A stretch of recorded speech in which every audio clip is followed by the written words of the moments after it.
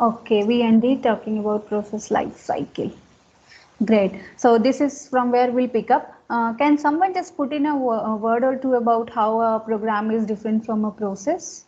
How processes are born, says Nikita. Yes, we talked about different ways in which you can create a process in your system. Can we have a quick recap? So first of all, what is the difference between a program and a process?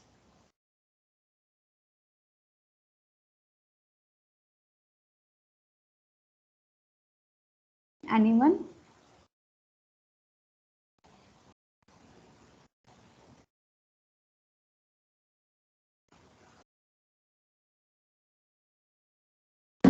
Once a program is loaded into the memory and being executed, it becomes a process. Okay, so Nikhil says once a program is loaded into the memory and it is being executed, it is called a process. Would someone want to make a modification to that definition? The process is an instance of the program. Process is an instance of the program. So just like in C++, you have classes and objects. We say object is an instance of the class. So class as such as a blueprint, right? A class doesn't have any space in the memory. Only when you make an object of the type class, it gets that memory allocated. So that's what Ananda is saying. Process is an instance of program. A program can be used in many processes. So a program can correspond to, or you can map a program to many processes, but one process will map to exactly one program. Okay. When exactly does a program become a process? Is it when it is being executed by the CPU, or is it when it is in the memory, or when? Exactly when?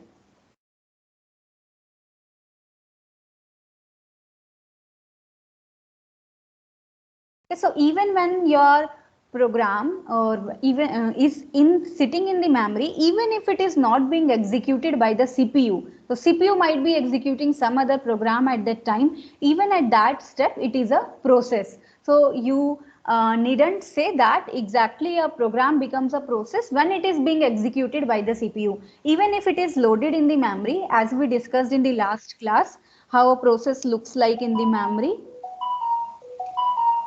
Just give me a moment.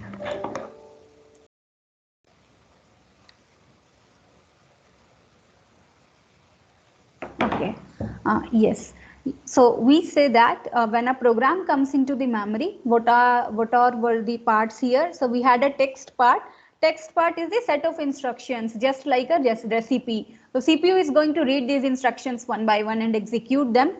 Then there is some data part which corresponds to the global variable, something which you have declared in your program. Let's say even before main you write an int I equals to 5. So this will be used by all the functions in your program. This is common to all the functions, sits in the data part. We had a stack, heap and some CPU registers. So this was how a program looks like in the memory. And now we were about to look at a different view of a process. So a process as it appears to a system programmer. So as of now we understood that when I double click on a file, it comes, sits in the memory, and these are the different parts of this program in the memory. But from the perspective of a system programmer, we are going to have a different look of the process. As Shagufta said, we were beginning to talk about the life cycle of a process. So we said that a process, just like human beings, a process is created, it takes birth and it dies, and in between that time it runs. So it takes birth, it runs and it dies, and there are some more things than that which it does. So first of all, as soon as you double click a file, you double click a program, it becomes a process, and during that very instant of time when it has become a process, we'll talk about that, how exactly it becomes a process. We say that it is in a state which is called a new state, just like an infant, just like a newly born baby. And soon after that time it is placed in the memory. So when a process is in the new state, it is not in the memory. It's not yet in the memory. CPU doesn't know anything about it. Even memory doesn't know anything about it. So the next state is when this process goes and it sits in the memory. So this is called a ready state. So you will not directly start running how it happens in races, right? So people, we say ready, set, go, right? So this is the time when they are in the ready state. It's not yet running. Not yet running means when do we say that a process is running? We say it is running when CPU is executing the instructions of this process. So right now this process is sitting in the ready state. It is in the memory, but CPU is not executing the instructions of this particular process. So let me make the picture clear. So if you look at your memory, as we talked, our memory, it will have multiple processes, not just one. So it will have multiple blocks of this type. So one block for process 1, one block for process 2, so on and so forth. So let me say this is the block for process 1 and this is the block for process 2. Assume that as of now only two processes are running here and both these processes are going to have this text part. Or this text part is the recipe, it is the set of instructions which CPU will see and start executing instructions from here. So the point is at a time only one of these processes can run because CPU can execute only one instruction at a time. It can take that instruction from P1 or P2. If it takes that instruction from P1, we say that P1 is running. If it takes that instruction from P2, we say that P2 is running. So after ready, there can be a transition of a program to running state. Now the question is, what do you think decides this transition? So we know that to bring a process to the new state, I just have to double click on a program. As soon as I do a double click, it comes to new and soon after it comes to ready.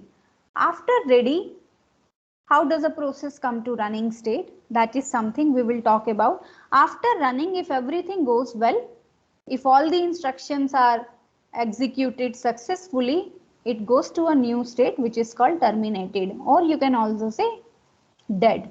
So dead means its life cycle is completed, its work is done. So let me write it down. So when a process is ready, it's equivalent to saying that this process is present in the memory. When I say that process is running, it is equivalent to saying that a CPU has been allocated to this process. Now, is something missing from this picture?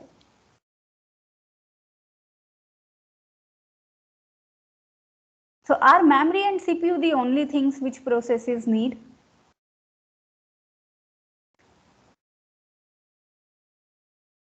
So what this picture tells me, till now if I look at this picture, it says me that maybe P1 comes to ready state. After that P1 is allocated the CPU.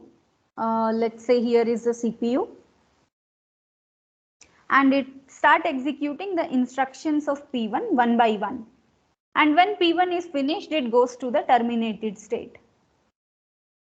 Right? And after that maybe the CPU will shift to P2. We have a problem with this model.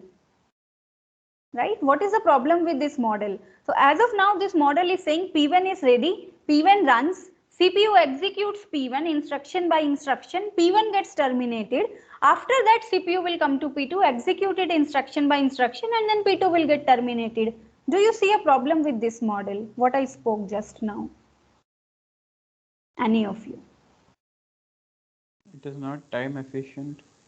It is not time efficient. So how it's not time efficient? And so CPU is fully utilized during this time, right? Or do you think it's not? So it's not time efficient if CPU is not working 100% of the time. That is our definition for being time efficient. We want CPU to keep running 24 hours. If my laptop is open 24 hours, it should not sit idle for even 1 millisecond. So in this model, is CPU sitting idle somewhere? It was first running P1 and then it ran P2. So it was first executing P1's instructions, it was still doing something, and then it executed P2's instructions, it is still doing something. So how come it's not time efficient? Considering the new state, never mind. Sorry. Considering? I thought it says idle for the new state of every P1 and P2, so I thought that'd be not efficient, but that was wrong. Okay. Think about it. It's actually not time efficient. Shreyu-based answer is correct. I'll discuss about that. But before that, just think about these two sentences I'm saying. So CPU is running P1 from beginning to end, and after P1 is finished, it picks P2 and runs it from beginning to end. What is the problem here? It's not pipelined. It is not, Yashagupta? Is it that it's not pipelined? It's not pipelined. Maybe it is pipeline. So by pipelining, we mean that there should be some sort of parallel processing between fetch, decode, and execute. So maybe when you are executing the instructions of P1, that is happening. When you are, let's say, executing decode for P1's first instruction, maybe its next instruction is getting fetched. Okay, so take it like this. Assume that P1 is baking a cake for me. I am baking a cake. I am following the recipe instruction by instruction, right? And till now P2 is not there in my system. Then something happens to someone in my house. The same example which we took before. Someone gets hurt or someone falls from the stairs. This is now P2, right? And what we are saying here, I'll complete P1 completely, I'll finish P1, I'll finish executing all the instructions of P1 and then I will come to P2. There is a problem, right? So what I'm saying is I'll finish baking my cake completely, only then I'll look after that person. Priority? Priority, exactly. So P2 has a higher priority here. So in case when P1 is executing and this new process P2 comes, P2 is having a higher priority, CPU should actually stop executing P1 and it should shift to P2. And even if there is no concept of priority, so in my life I might have a concept of priority, for CPU, even if there is no concept of priority, we discussed that it should switch between the processes because it has to run all at the same time. So assume that P1 is like opening a word processor for you. You open a word processor and you start typing. P2 is, so you were typing in this word processor, you started feeling bored and then you double click the song. So you want to listen to that song in the background. Now the thing is, definitely listening to the song is not a priority. You can still do your work without listening to the song. But what this model will say, I will finish writing in this Microsoft document completely and only after you finish this process and close that MS Word, I'll start playing the song for you. So that is the problem, right? So what CPU should do, it should execute maybe a few instructions of P1 and maybe after, let's say it finishes executing 10 instructions for P1, let's say in 10 milliseconds, it should stop here and it should switch to P2. As we said, CPU is a very efficient juggler. And then after 10 milliseconds, it should again come back to P1. After 10 milliseconds, it should again go back to P2 and it should keep alternating between these two processes. We have seen in our system, we had like close to more than 100 processes. So if I had 100 processes, CPU should do P1 for some time, then P2, then P3. It should go up to P100 and then it should again start from P1, P2. But while if I choose now this model, you do P1 for some time, then you do P2 for some time, then you do P3 for some time. Even if you choose this model, you'll need to modify this algorithm. So this is an algorithm, right? I do this work for some time, then this work, then this work. But again, that concept of priority may come in. So you might have to break this round robin fashion in case a process comes which has a higher priority. So we'll talk all about that. But the point which I'm trying to make here is only that CPU has to switch between the processes. And what do you think when I do a switching between the processes? If you take a yes, Sorry. yes, Shreya. So I have a question. Wouldn't that break the flow of the process? I mean, say you have 100 processes, and the first process were typing in the Word document, and say Yes. the nth process was probably browsing through, say, YouTube. Okay. Then, if the process has halted the first process for 100 milliseconds, say that's the second. So whatever I type, won't it be lagging, and won't the first process loses efficiency, right?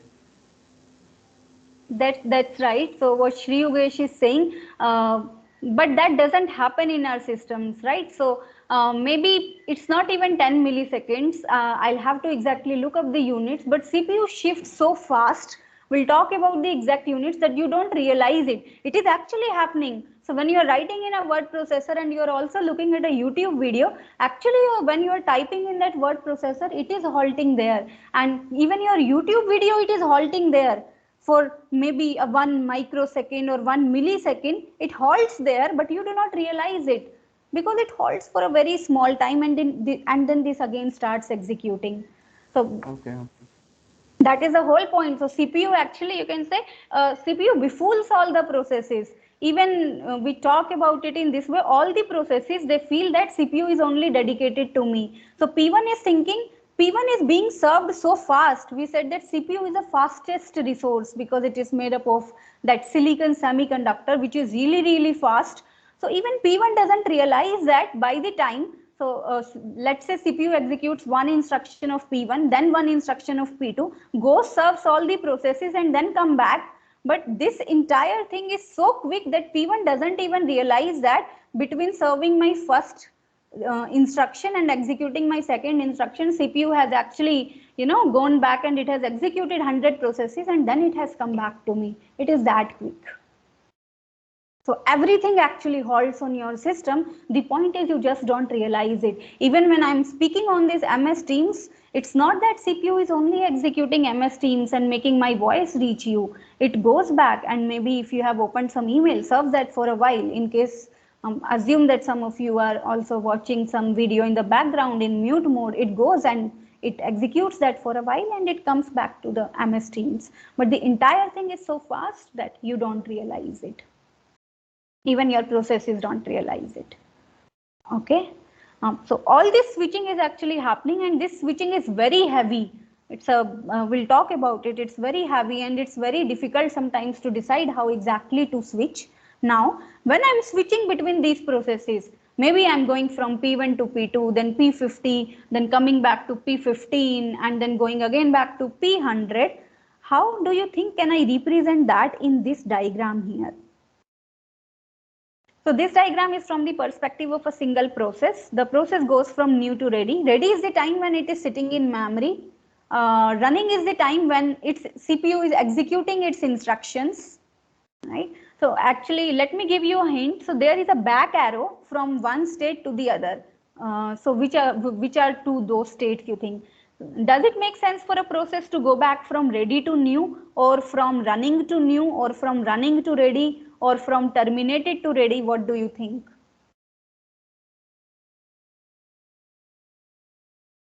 Running to ready? Running to ready, right? There is no point in going back from ready to new because new was the time when the process was just created, and there is no point in going back from terminated to any of the previous states because process is completed running. So there is a back arrow here which goes from running to ready, and when it will go, so we call it a time slice. When the time slice of that process has expired, so P1, it might have run for 10 milliseconds and now it cannot run anymore. It cannot just keep running here. It will go back and sit in the ready queue, and after some time its turn will come and again it can go to running, so on and so forth. Okay, one more question here. How many processes do you think can be in ready state at a time? Is it one or more than one? As many as the memory can hold. As many as memory can hold, or as many processes as I want to run. So ready state at a time can have multiple processes. Okay. What about the new state?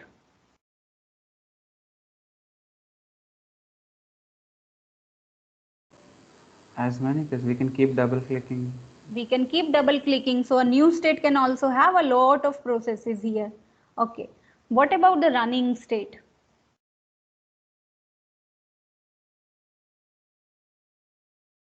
You just told us that that is also as many because 100 processes running at once are still handled.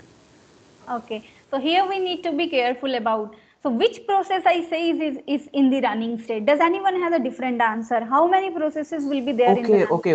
There's only one process being run at a time. Right? Okay, Ananta, proceed. want to say something? That depends on the number of CPUs a processor has.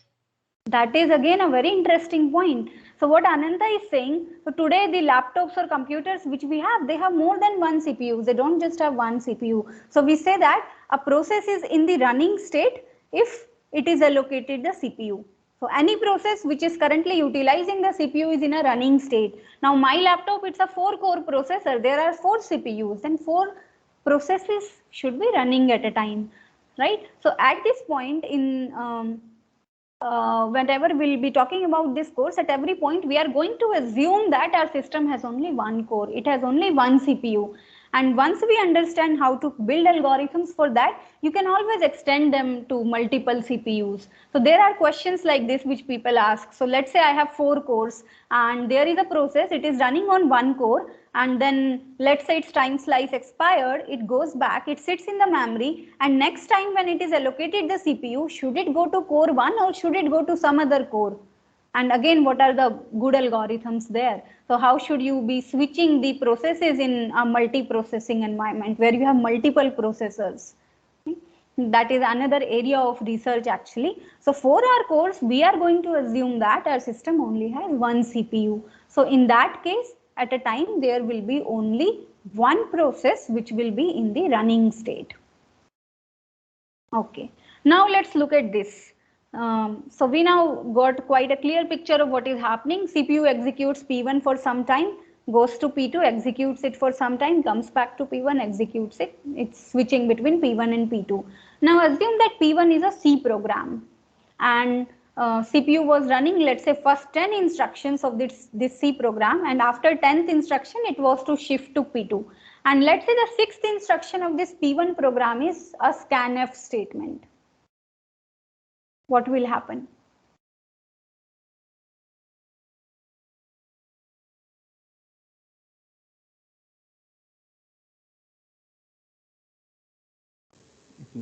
Scan.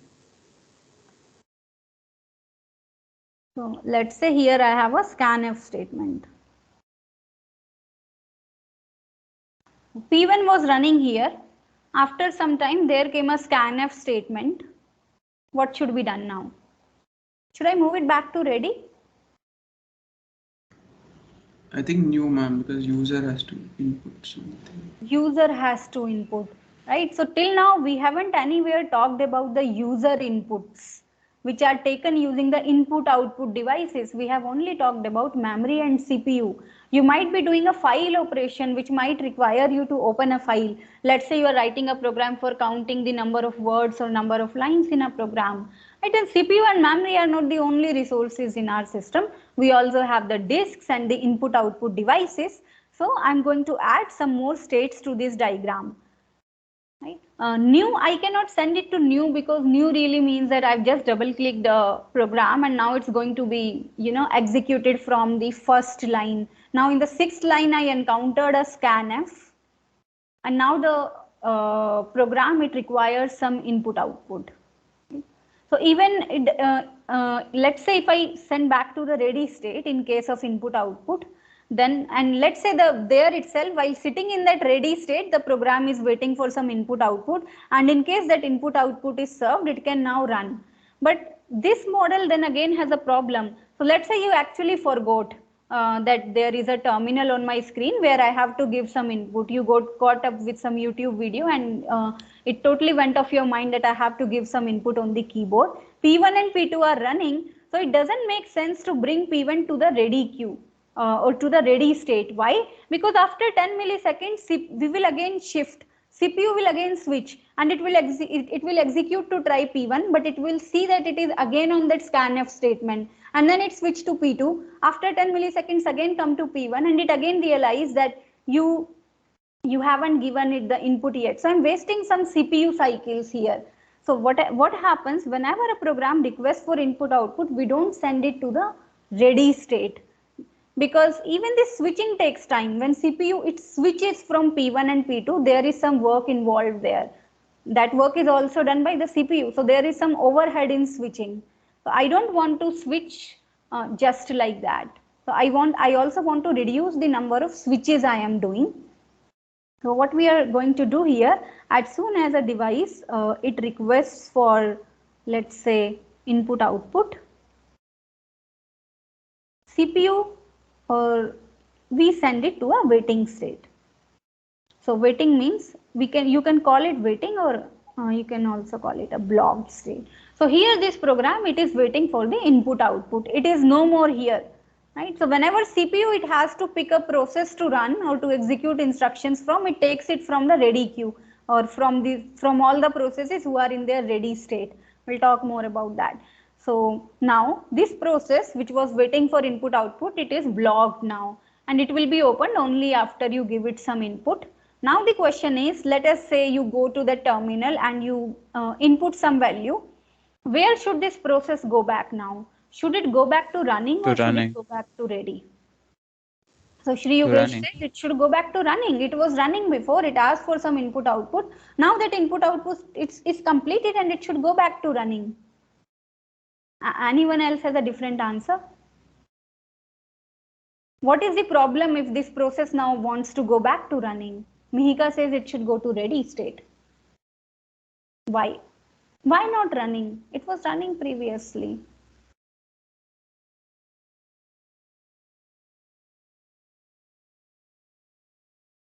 Ma'am, there could be another process running in the running state, so it can't go back to the previous state.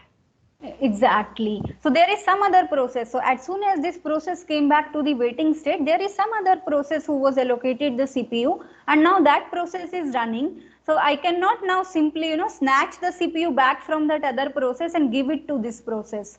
Another model can be, okay, well, maybe another process is running when I want to go back. As soon as that process, it's the time slice of that process is expired, maybe then I can send back this process from waiting to running. But that's actually not a very clean process, because all the algorithms which are implemented to see which process should be given to the CPU, we always look at these processes which are ready, and then based on some criteria we decide which is the best process. So we do not Ma'am, send then it. all the process that has been previously compiled will also be lost and has to recompile everything again. Why so? I didn't get you. Can you repeat it? Like suppose it's so in C everything is compiled at once. Suppose you're compiling it like part by part, like an interpreter. Then when you put it in waiting and then you go back to ready again, you have to compile everything again and then come back to the input part again, right? So Okay, won't so that be here, a Sri Yogesh, here we should exactly consider what we mean by that a program is compiled all at once. What do you think? Let's say there is a program which I am compiling and there is a song which I was playing. Let's say it's a very big program. Do you think the song will stop when I am compiling? no, it'll happen at once. So previously what we thought was programs, it keeps switching between the programs, right? So it Hmm. went to a program, it took the input, it ran the whole thing, and it waited for a while for getting input from the user.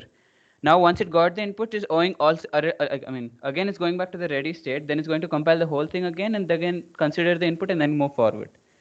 So it's a bit redundant doing that process twice, right? I mean, the compiled code, we can just take an input and then continue like.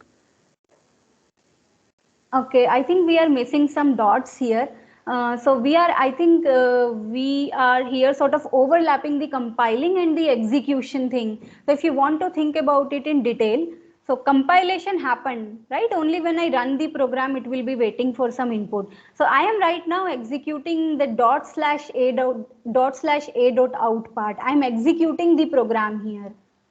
Yes, ma'am. Dot slash a dot out is what? It is probably The a code executable which file. is executable, right? It is probably a code which is written in assembly language. So Yes. let me put it here. It is your a dot out file, right? And it has some things here. It is some assembly language instructions. So now when I execute it with dot slash a dot out, or I double click on this file, this entire thing gets loaded in the memory. Compilation process is already over, isn't it? Why should it be Yeah, I'm compiled? saying, I mean, compile is probably wrong, but I'm saying it has to go through the whole thing again and then continue. I'm getting your point. It's, So what? yeah. Mhm. So I think what point I'm missing is that it's so fast it doesn't even matter. So yeah, I think Uh, I got it. Yes, sorry for uh, the dragging out. no. You are actually correct. So what Shri Yogesh is saying that, let's say a process was running, right? Let's say P1 was running and it has done certain computations and it came up with a number. Shri Yogesh, correct me if I go wrong anywhere.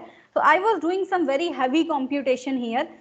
CPU was, let's say, doing certain calculations and it came up with a number and the number was 200, and now it is waiting for some input. So this process, it is having some data over here, some data which it has computed and it has calculated. It has still to work with the data in the coming up instructions. But now you took the CPU and you gave it to some other process, and then you are coming back to me. Where is all this data? Do I have to Exactly. start So from I do I scratch? lose the previous computation or Does it get stored somewhere? That's a very That is good. my exact doubt. So such heavy computation, suppose it's a very, very heavy computation, something we're running very huge data sets or something. So all the computation, will it be lost, or isn't it That redundant to do the same thing twice? Because it'll take a lot of space again, That is a very good either question. time. So assume that I was doing this program and it took me 2 hours to come up with a number which I wanted, and after 2 hours I came up with this number. You gave the processor to some other program and then you are coming back to me, and what happened to that number which I calculated? So what Shri Yogesh is saying, should I again do that 2 hours of computation and again come up with that number? Then we'll lose the entire purpose of making our system efficient. So that is what he's saying. So I'll come back. I'll come to that. That's a very good question. Okay. Where were we? We were at this waiting or blocked state. So we were saying that from this state, now the processor comes back to this this process. It goes back to the ready state when it is done with the input output. It is not going to the running state, and there is where Shri Yogesh is concerned about. So I computed this data 200. You went it back. You sent this process back to the ready state. What happened to that data which we have computed? So I'll talk about that in a while. So that data is actually stored, Shri Yogesh, in some way. So what Okay. happens is whenever you switch between the processes, it's very likely that a process was doing something and it has computed something. So there was all this temporary data, or you can say intermediate data. It has not finished its computation. So there is this process P1 which I am running. And let's say there are 100 instructions. I am still at only the 50th instruction, and now you took the processor, you gave it to another process which was P2, and you start running. So there were certain things which I calculated here. So where do all those things go? So actually we store all those things before switching to the process P2. That's why even this context switching from one process to another process, it's an overhead. Actually in context switching CPU, it's not actually processing anything, it's not doing any useful task, it's just switching. But when the processor is switching, it makes it sure that everything which was there, everything, all the temporary variables which are there, they are stored. And if you remember, when we talked about this process control block here, when we say that this is the image of the process in the memory, here we had a space here for the CPU registers. There is actually a problem. Okay. CPU can't even Okay. remember this much where I left off. CPU might have stopped at the 50th instruction and it went to this process over here. CPU won't even know when I have to again start executing process 1, from which instruction should I start. So even that we need to keep track of. Like this is the exact place from where you should start executing a process. So when you execute P2 and when you come back to P1, you should not start from here. You should start from where you left off with the exact state of the process where it was before I switched. So when we switch from one running state to ready state or running state to waiting state, we make sure that whatever has been done previously is stored in a memory register corresponding to that process, and then we switch. Exactly, exactly. So when I'm going from ready to running, you have to load all the data of that process which is going from ready to running. You load it, you can load it from this part of the process. And then there should be a mechanism to know what exactly is this memory address from where you have to pick the data. And when a process goes from running to waiting, or even from running to ready, you have to make sure you update whatever is the value of all the CPU registers. You have to update all that status back to this process. So a process, as we said, it is something more than a program. So a process, it is the program data. It has this heap and stack which are storing your variables, right? And then it has this register part. So this register part stores exactly where, how much the process has been completed. So this part, it will change. These parts, they will change when your process is executing. The text part, it will remain the same. The data part, probably they will remain the same, but all these three parts, heap, stack and registers, they will change as your process is executing. These register part, it will actually hold it will have a register for instruction address register. So whatever was the value here, so I was executing this 50th instruction here. So when you take back CPU from this instruction will be, this register will be loaded with this value 50. So that we know that when the CPU comes back, it takes this value from this register. Okay. We call that a context switch. Let me show you this diagram here. So a nice representation of this diagram, which is more clear. It looks like this. So program, it comes to new state, and then it's admitted to memory. And scheduler dispatch, it's actually a program. We are going to study more about this in the upcoming lectures. So it's a program which decides which process I should take from ready and bring it to the running state.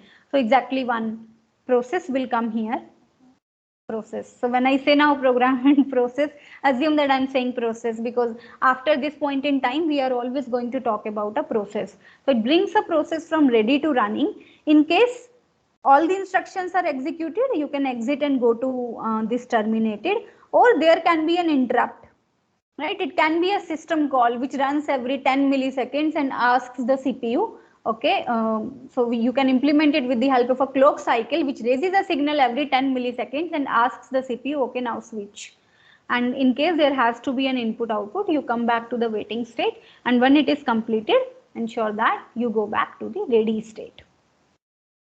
Okay, now coming back here, now who is going to do all of these things?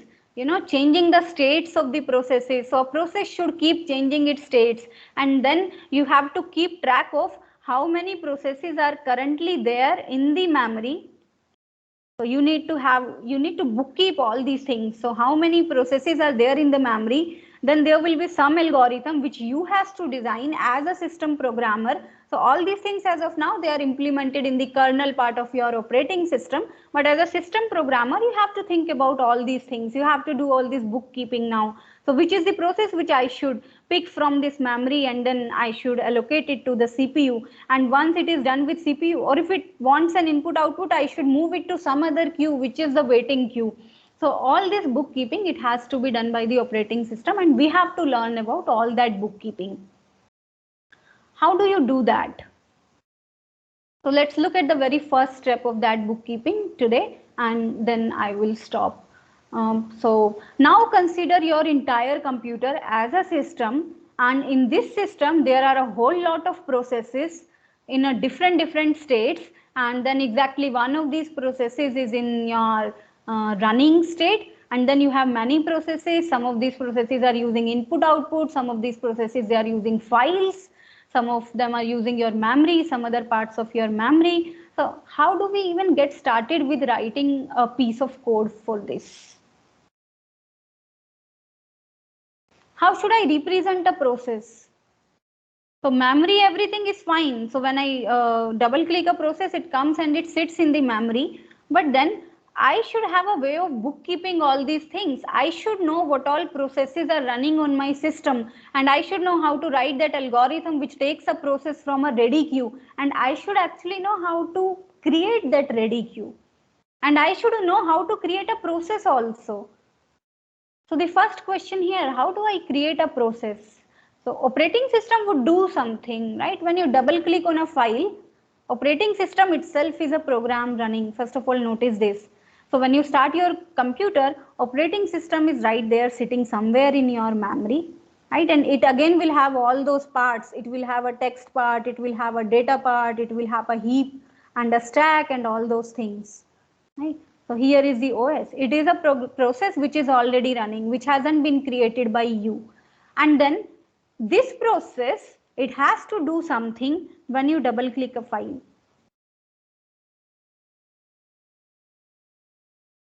And what it has to do when you double click a file, it has to convert that program in a process. And after that, it has to keep a track of that process throughout its lifetime. And there are multiple such processes. So one very good way of thinking about it is, if you have looked into some projects. So we have a number of projects like library management system or banking management system.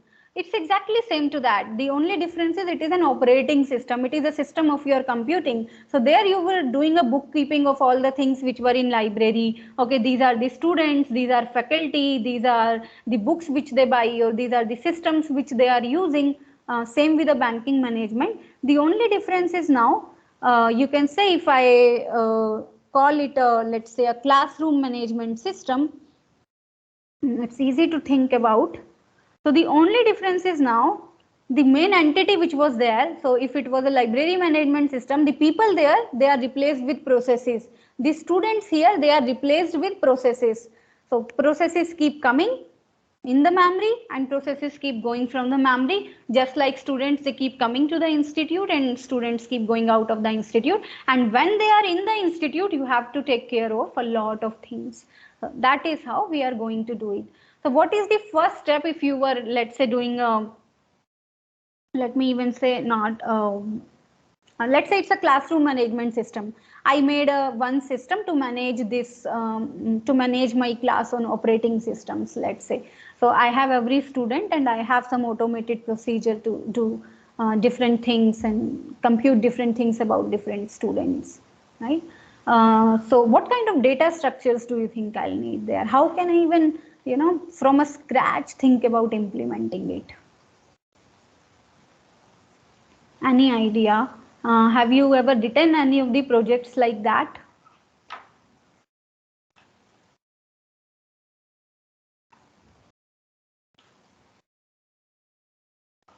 We will need a structure. Exactly, very good, very good. You can go on. And Yeah, no, the structure should contain all the necessary fields that we need, and then we can have a linked list of the structure, or any, not just linked list. It can be a stack, or depending on our use case.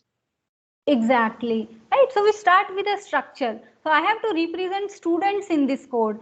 So even let's talk not about structure. Assume that I was coding in C++ where you have classes and objects, which is a better way of representing things. I can have a class student here because I know these are the students whom I have to manage, and then you'll have a number of fields with these students. So you will have a student ID, you might have a student field for marks, maybe his age, maybe his birthplace. So you do all this bookkeeping about this student here, right? You can have some functions also in the classes. So these are the few things which I will need, and we are actually going to do the exact thing with a process. So as soon as a process is created, right, you should give it an ID. That is the very first thing. So if you are working on a Linux system, you can actually use commands like top or ps to see what are the processes which are running on your system, and the kernel will show you their PIDs. So every process which is running on my system, it has a process ID. And let me show you this on Windows, and then tomorrow we will talk about what should be the other fields in that structure. I'll share this screen from my laptop, just give me a moment.